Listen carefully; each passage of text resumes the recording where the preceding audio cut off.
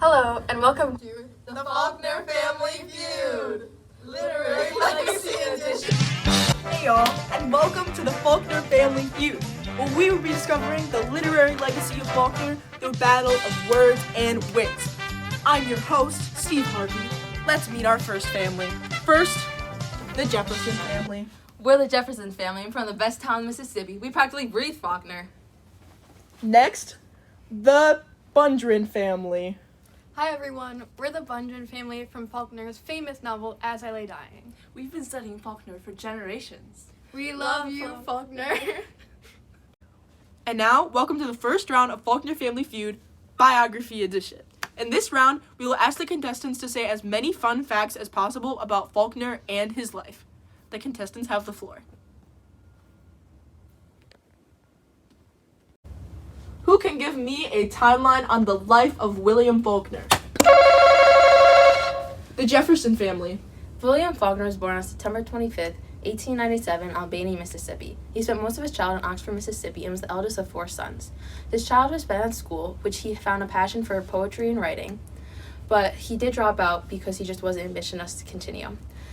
During his early adulthood, his childhood crush left him, so he decided to enlist in the U.S. Army Corps. He was rejected because he didn't meet military standards, so him and his friend Phil Stone moved across the country to Canada and enrolled in the British Army Air Force. He spent his time training there as a flight candidate, but never saw action because the war ended too soon. He did tell them many stories of his Army experiences, which he didn't really have, to try and make up for his academic failures. After he was dismissed or discharged from the Army, he moved back to Oxford, Mississippi, and enrolled in the University of Mississippi. He continued to learn there for 3 terms before he dropped out and found odd terms around the state.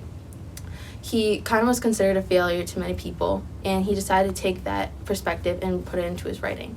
Throughout that time, he started to compose many novels and poetry until he started to create his own family and decided that he needed a new source of income. He moved to Hollywood and worked in the film industry for a while until he was able to also work on a side piece of writing, which he then composed much more novels and poetry, which he then connected to his movies. While going through that lavish lifestyle, Faulkner did create an addiction to alcohol, and that caused sort of a downfall through him. He attended many rehabs before he was able to get better somewhat, and continued writing his stories throughout that time. He also traveled the country and gave lectures on race and civil rights during that time, which is kind of odd for him because he was so reclusive. So throughout, he created so many novels of his own, connected to all his past experiences that he faced throughout his troubling life. Amazing job, Jefferson family. 1,000 points. And now for our final question of the biography section. What are some important aspects and literary works that Faulkner created in his time? The Bundren family. Some novels of Faulkner were The Sound and Fury, As I Lay Dying, and Go Down Moses. And these were really centered in the South, which revealed the truth about what was going on in that time period and really reflected what was going on then. It also left a literacy legacy for that time period and had a big social influence.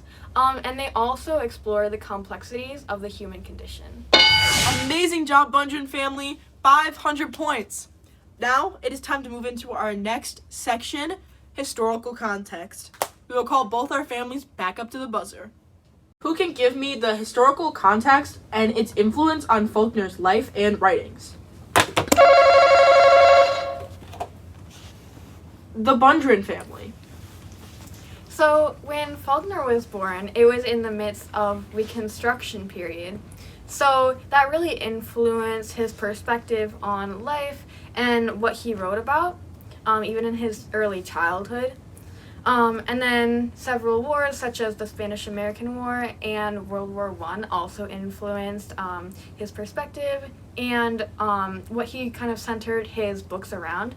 Especially in World War I, he tried to join the Navy, and he didn't get it in because he was too short, and this really influenced his perspective, and he actually had gone to Canada to do this. So he just kind of felt like a isolated from society, and that kind of like altered how he wrote about things.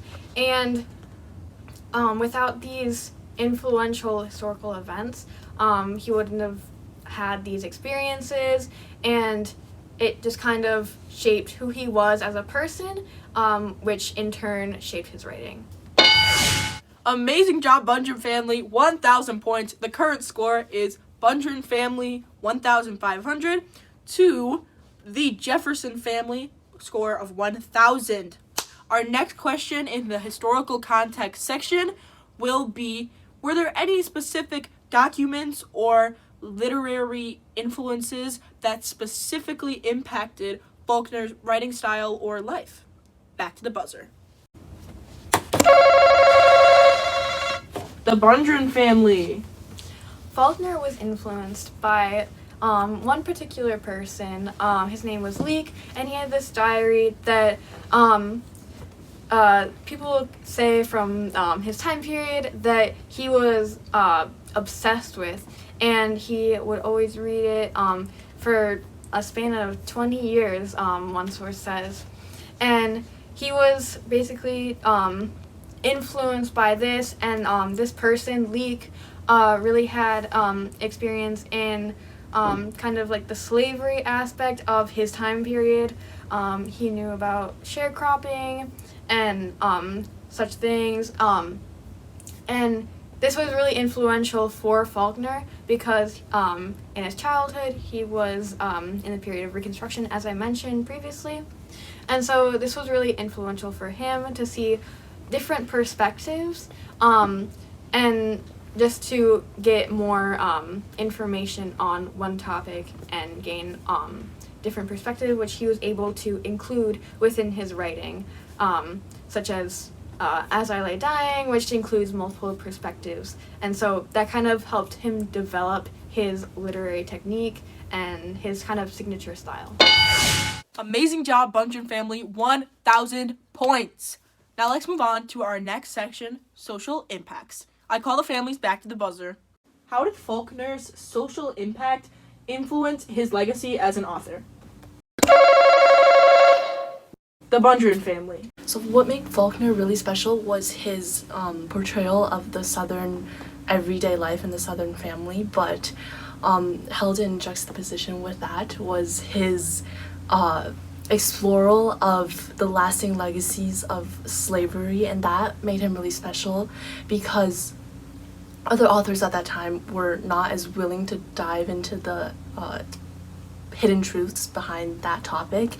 And by doing so, Faulkner defied previous social norms and set an example for other readers and writers and members of society to further explore the lasting legacy of slavery on society, and that made him a really influential author. Bungeon family's on a roll! 1,000 points as they take a further lead. Next, we will go into our final section, literary techniques. I call the families back to the buzzer. What is an example of a literary technique that Faulkner created and is popular today? The Jefferson family. Impact on American society, especially in the South, through his literary technique of discontinuous narrative. And this gave him the ability to jump around from different time periods and perspectives, allowing the audience to have a different way to analyze the text, also influencing future generations for the novels we have today, such as All American Boys. Great job, Jefferson family. You are on a roll, 1,000 points. And now we will finish off our literary techniques section. I invite the families back to the floor. What are some narrative techniques that William Faulkner used in his literary works?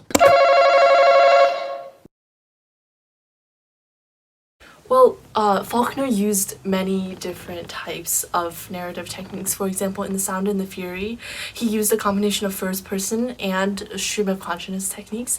And these two techniques put together enabled him to further develop his characters by revealing their inner thoughts. And this made him very influential and spread his social influence by inspiring future writers and authors to explore and push the boundaries of stories. Great job, Bunger and family. But actually, I have a little point to discredit what you're saying. And that is that Faulkner's work were often too hypothetical for many readers to understand and really be interested in. He focused on a lot of concepts of death and morality, and that was just a little bit too, like I said, hypothetical for many readers, and this hindered the amount of influence that he could have because a lot of readers were not interested in his works and just didn't want to spend the time trying to comprehend what he was saying. And to this effect, a lot of Faulkner's admirers never actually acknowledged his flaws in his writing, especially in his early works. He had a lot of issues with characterization, and they chose to kind of overlook this and focus on the positives, which, while he was very influential with his literary techniques and beyond, he still had his struggles and flaws, and I think that's a very important point to point out. So, do you guys think that your value as a writer is based on how people perceive your works or something else?